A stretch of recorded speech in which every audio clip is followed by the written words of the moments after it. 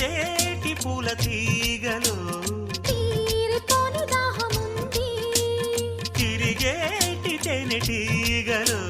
పూలబాల పరిమళాల కబురు పంపింది తేనెటీగ చిలిపి పాట బదులు పలికింది ఎన్నిసార్లు విన్నదైనా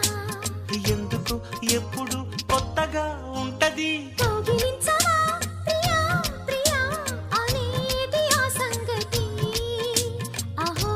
అహో అహో ప్రియా ఇంతకన్నా తీయనైన పిలుపు వేరే ఉందా అహో అహో అహో ప్రియా అంత మంచి పిలుపు విన్న మనసు ఆగుతుందా కౌగిలించవా ప్రియా అనే